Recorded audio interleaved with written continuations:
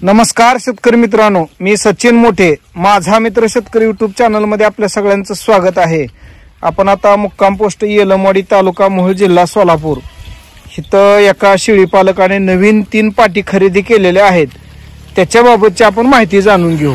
नमस्कार। नमस्ते। नाव सांगा की? सचिन सोपान नागमे। बर, आपल्याकडे पहिल्या शेळ्या होत्या ना? हो, पहिल्या आपल्या साध्या होत्या। बर बर बर। आता ती ही कळल्यापासून मी पुन्हा ही आणल्या। साध्या आपल्या शेळ्या कधी विकल्या हो? एक 8 दिवस झालं। 8 दिवस झालं काय? कितीला विकली काय? आता ती 12, 13, 14, 12, 13, 14 असं विकलेली।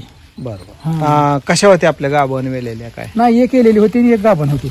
असं आहे काय? आता ही आपण परत खरेदी केली का? आणल्या जाऊन 40 गावला। 40 गावावर 1, 2 आणि 3 आणल्या काय? हा, 3 आणल्या। बरोबर।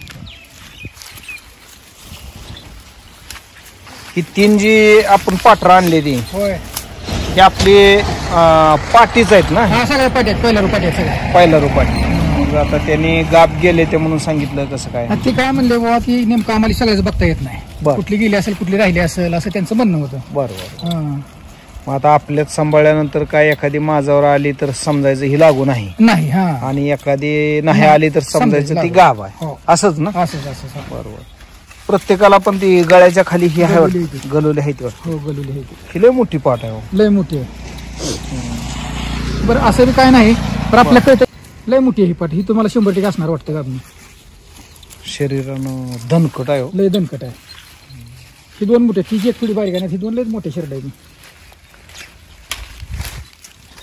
आणताना काय त्रास झाला का? काय सुद्धा नाही। प्रवासाला किती वेळ लागतो तरी? त्यांच्या टेम्पोत 1 दिवस 1 रात होती, डायरेक्ट आपण आणताना 8 तास, म्हणजे 2 दिवस वाहनात खाली उतरलीच नाही ती। मग 2 दिवस वाहनात न खाली उतरली बरं का? पण ह्यांना पाणी वगैरे? पाणी आम्ही पाजली, आमच्या पैसे घेतल्यावर आम्ही त्यांना पाणी पाजून गाडीत भरली। बरोबर। फक्त चाऱ्याची अडचण? चाऱ्याची अडचण आली तर पुन्हा एका रस्त्याने हायवे येताना आपल्या शिवरी झाडं थोडी दिसलं तर उभा केली, आम्ही जेवण करीत त्यांना थोडा पाळा टाकला, तेवढं खाली ग बसली। जिथून येतात म्हणजे काय वाहन?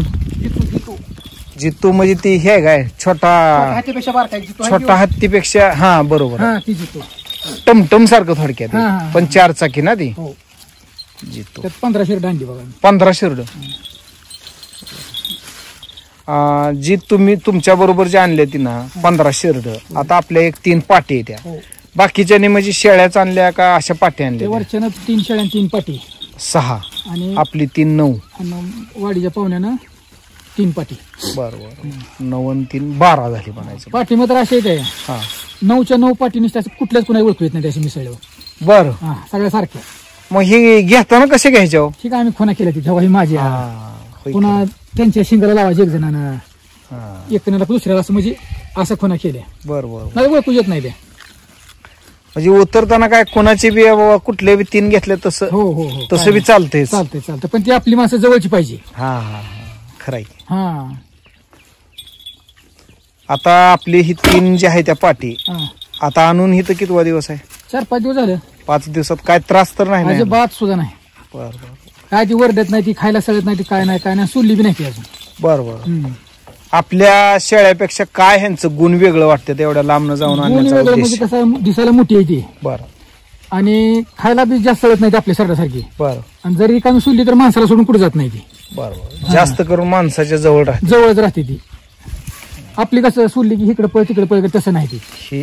बांधल लावली की एका कडेनी जाणार त्या कडेनीच। बरोबर। असं आहे त्यांचं। म्हणजे थोडक्यात शांतता हा गुण ह्यांच्याकडे जास्त, लय शांत। असं कोणाचं काय झालं का आणली थोड्या दिवसानं हाडकुडी झाली वगैरे असं? म्हणजे आता आपण पहिल्यांदाच आणली ती ना, त्याच्यामुळे नाही कोणाचा आहे का म्हणतो? अजून तर नाही ना कोणाचा? नाही। बरोबर। तुम्ही तिकडे जायचा प्लॅन कसं काय केला ते सांगा आम्हाला। काय झालं माहिती आहे का, युट्यूबवर येत होती काटेवाडी शिडी। बरोबर। आम्ही नुसतं बघायचं। मग एक दिवशी फोनच लावला, त्याचा नंबर होता तिथं। बरं।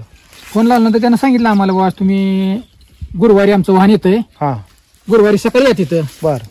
मग आम्ही बुधवारी संध्याकाळी 10-11 वाजता इथं हल्लो, पाट्या तिथे गेलो, 6ला गाडी आली त्यांची। बरं। आमच्या अगोदर 8-9 वाहनं थांबली होती आपल्यासाठी तिथं वाट बघत। बरं।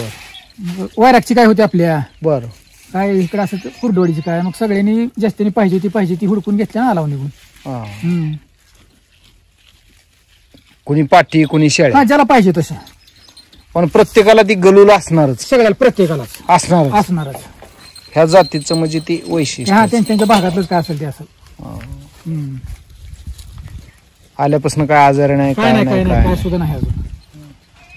आपल्याला खर्चासहित केवढ्याला पडली? 12.5 ला एक पाट पडली. आपल्या थोड्या जर जास्त असल्या अजून त्यात 5-6 शेळ्या बसत होत्या. जर जास्त असते तर अजून आपल्या थोडं कमी झालं असतं ना. बरोबर आहे. संख्या जास्त असल्यावर पैसे थोडं कमी जाते. आणि त्या माणसाला कसं आपण जास्त घेणार म्हणजे ते आपल्या शेपासून सुट देणार ना. बरोबर आहे. असं आहे त्यांचं व्यवहार रोखा नाकात बदल आहे जरा यांचा ना. मेंढरासारखी नाकाची पुढं. मेंढरासारखी हे बघायचं नाक बघा मेंढरासारखं असं पुढं आहे का. आणि बघा तुम्हाला तसं बघा दात अजून काहीच नाही. बघा दुधाच दात आहे म्हणजे दात लावून नाहीत अजून.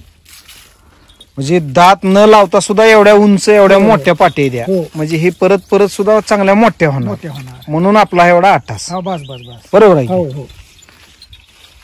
आता हे चालूला फक्त खाण्यावरच आहे ती. यांना काय खोराक काय नाही. तसलं काय नाही. बांधूनच आपल्या